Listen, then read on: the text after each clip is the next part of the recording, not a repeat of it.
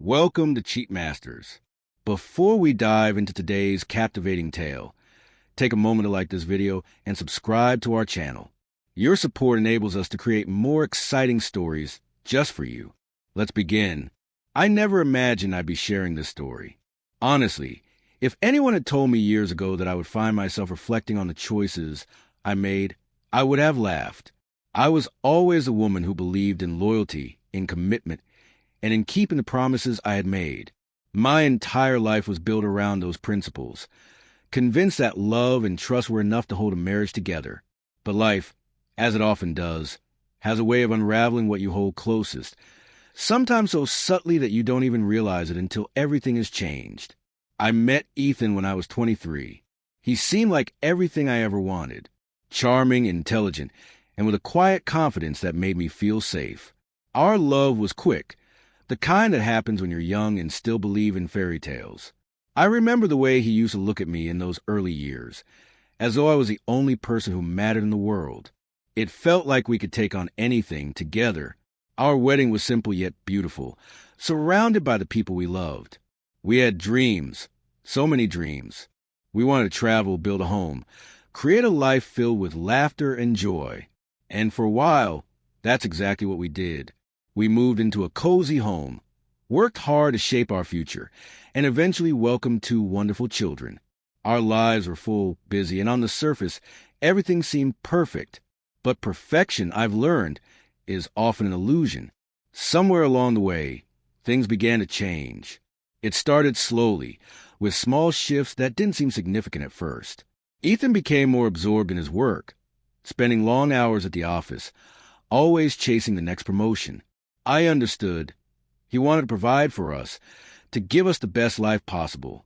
But as the years passed, I began to feel like just another part of the routine, like a piece of furniture in our home, always there, always needed, but never truly noticed.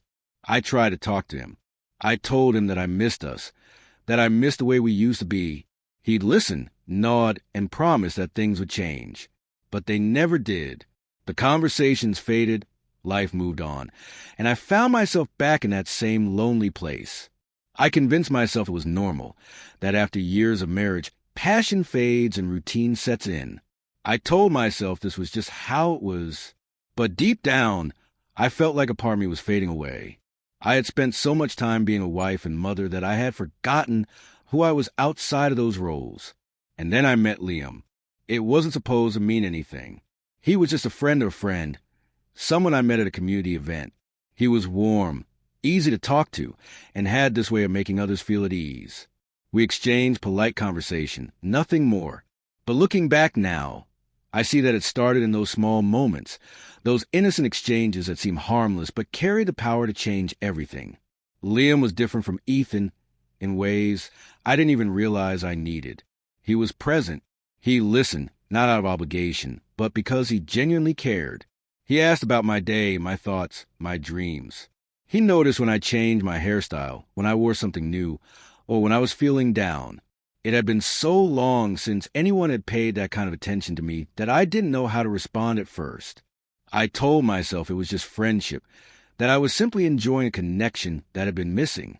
But as time went on, I began to look forward to our conversations a little too much. I'd find myself smiling when his name appeared on my phone, lingering a little longer than necessary when we spoke, as if holding on to something I knew I shouldn't. The guilt was always there, lurking like a shadow. I wasn't doing anything wrong. Not really. But I knew that if I had to hide something from Ethan, then maybe it wasn't as innocent as I wanted to believe. One evening, I sat in my car outside our house, my hands gripping the steering wheel. I had just spent over an hour talking to Liam, and my heart was still racing from the conversation. We had laughed, shared stories, and for the first time in a long time, I felt like myself again. I took a deep breath and walked inside, trying to push away the feeling. "Hey," I said, forcing a smile. "Hey," he muttered, not even looking at me. "Dinner ready?"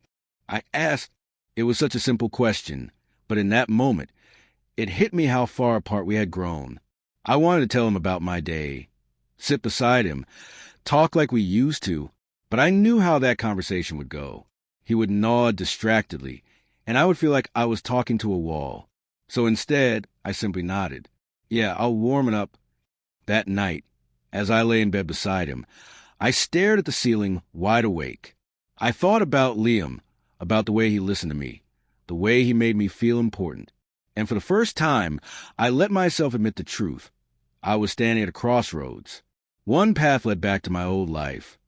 Predictable, safe, but empty in ways I could no longer ignore. The other path was unknown, risky and uncertain, but it also held something else, something I hadn't felt in years. I told myself I could stop, that I had control, that this was just a fleeting feeling. But I was lying to myself. The next time I saw Liam, I didn't pull away when he reached for my hand. I didn't stop myself from leaning in when he spoke. And in that moment, everything changed. Thank you so much for watching this story. Your support means the world to me. If you enjoyed it, don't forget to like, comment, and subscribe. It helps more than you know.